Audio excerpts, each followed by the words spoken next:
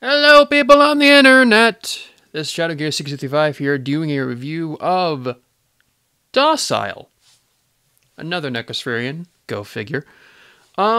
So if you thought the last Necrospherian had a convoluted storyline, let me tell you about this one. This is a little kid. I'm not going to go into any other detail. This was probably in my opinion, one of the darkest stories I've ever written. Ever? And I look back on it and I'm like, oh, this is kind of dark. If you want to read it, there's a Moc Pages post that I'm not going to link to, but you can find it if you know the right, URL. And who's messaging me on Skype? It's someone else. Well, I don't need any of that. Back to the review. So, here's Docile. You want to look for the story, you can find it. But I'm not going to link to it. I'm going to keep it up because why not, but whatever. So, on to the Moc. So, this, I'll talk about everything individually, but I'm going to talk about these legs for a second as a whole. These legs were in mocking hell for a good long while. By which I mean the design of them have been tossed around through a good 2 or 3 mocks. And I decided to put them into this one. So, the feet, obviously, I can't talk about the feet because they're one piece. I wanted to have something big and solid for a Moc that I knew was going to be tall and a little bit heavy. So, I just give him giant feet. The treads. Whoa! The treads. And the upper legs.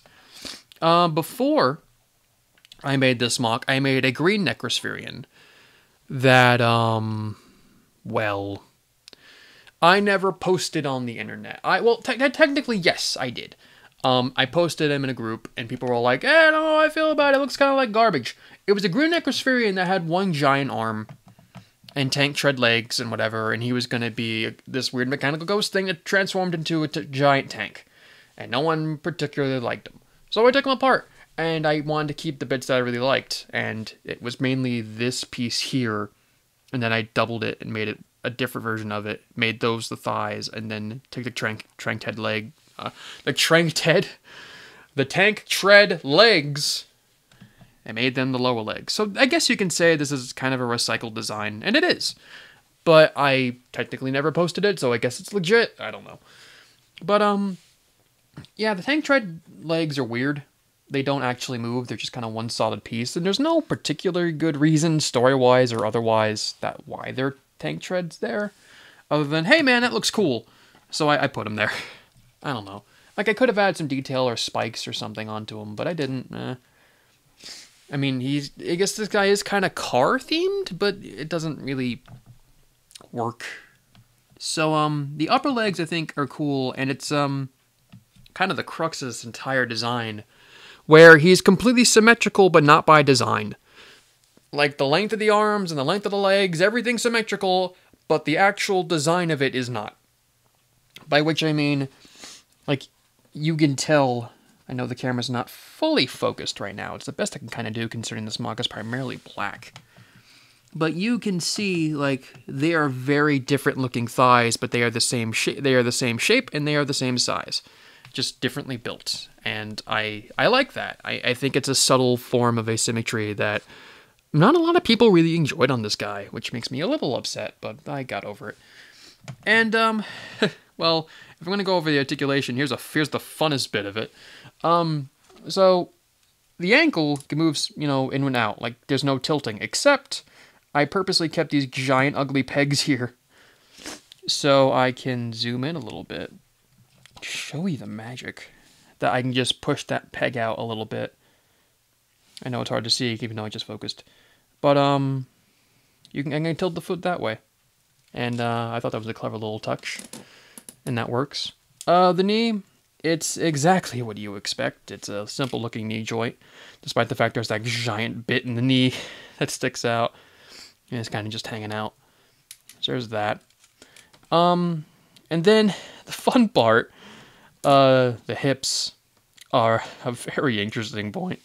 So, the hips, you can't move back. It's like a Shadow Gear thing. Well, actually, no, they can move a little bit back, but not that much. And they can move out. Like, they do what you need to do, and you can move that a little bit. That's fine. But the connection here, it's on the tri-ball joint thing. Like it's the Hero Factory piece. I don't know how good it is to show.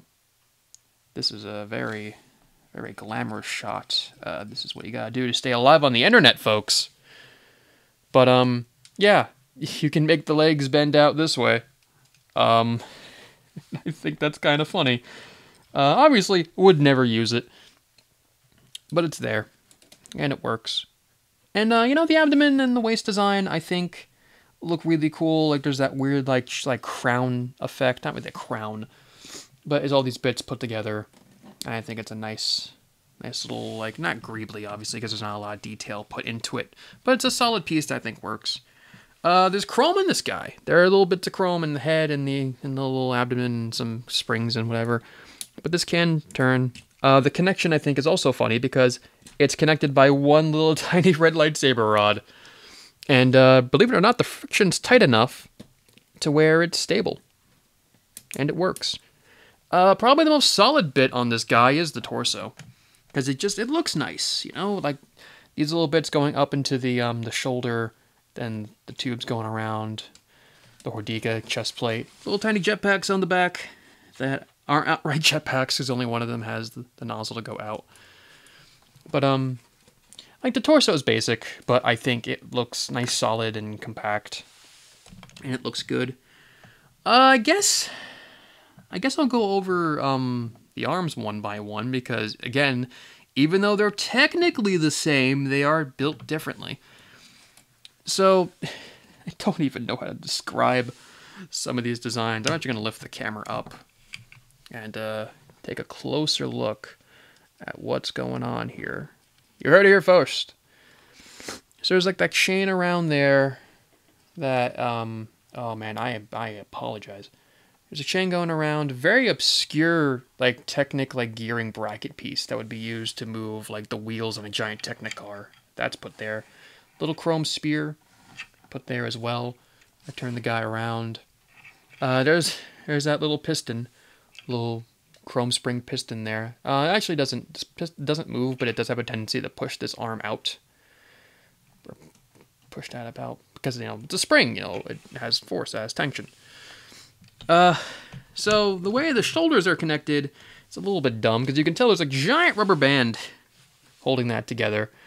I never found a good way to design this. I probably should go back and fix that sometime, but that arm can just be all floppy all at once. The other one's kind of no, the other one's perfectly fine.